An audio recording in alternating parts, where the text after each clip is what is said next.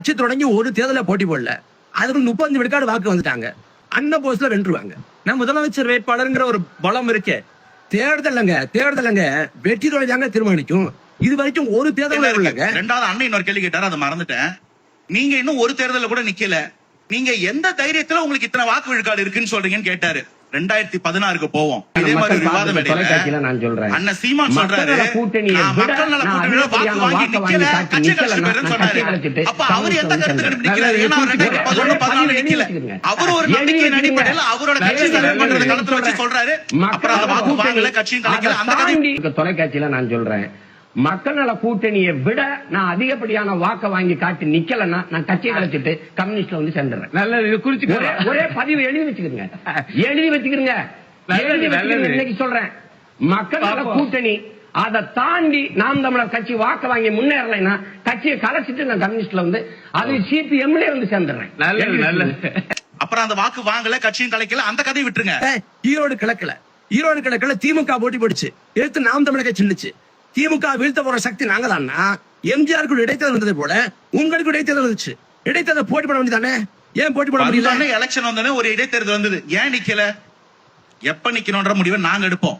2010 கட்சி ஆரம்பிச்சவங்க 2011 தேர்தல் 2014 தேர்தல் நின்னாங்களா நாம் தமிழர்? நிக்கல.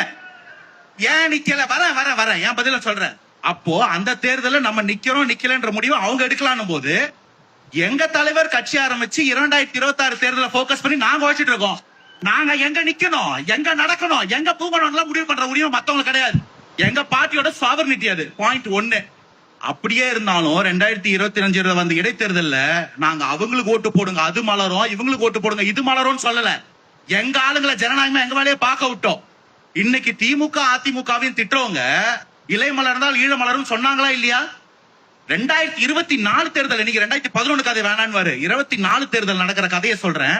ராமநாதபுரத்தில் ஐயா மோடி அவர்கள் கேண்டிடேட்டா வந்தா நாம் தமிழர் கேண்டிடேட்டே போடாது, திமுக மட்டுமே நின்று நெத்தி நிக்கிட்டோம், மோட்டு பிஜேபி போயிடக்கூடாது, அதனால திமுக சப்போர்ட் பண்ணுன்னு சொல்லியிருக்காரு சீமான் அண்ணன். இது என்ன அரசியல்? ப்ரூஃப் இருக்கு. ஒவ்வொரு இடத்துலயும் இந்த மாத்தி பண்ணிட்டு அதிமுக நலிவடைஞ்சதுன்னா போய் உட்காந்து சமாதானம் பண்ணுவாரு. ஏன்னு கேட்டா அந்த கட்சி உடையறத பார்க்க மனசு இல்ல. திராவிட கட்சி உடைக்கணும் தான் நீங்க வந்தீங்க.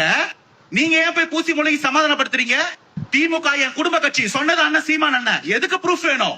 கரூர் மாநிலத்துக்கு பிறகு இன்னைக்கு வரைக்கும் யாராவது அரங்களுக்கு சொல்லுங்க, பாஜகவை கண்டிக்கிறேன், பாஜக எதுக்குன்னு ஒரு இடத்துல பேசுறாரா? தாமரை இலையில தண்ணியே ஒட்டல, தமிழகமா ஒட்ட போதுன்னு கேட்டிருக்காரு. இந்த அழுத்தத்துக்கெல்லாம் அடங்கி போற ஆளா நானுன்னு கேட்டிருக்காரு. தாமரை இலையில தண்ணியே ஒட்டாது, தமிழகமா ஒட்டுன்னு கேட்டிருக்கோம். அழுத்தத்துக்கு எல்லாம் அசர்ற ஆளான்னு சொல்றோம்.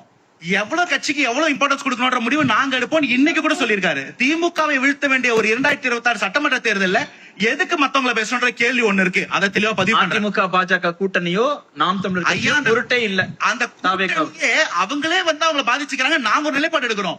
நீ இதைத்தான் பேசணும்னு சொல்ற நிலைப்பாடு என்ன?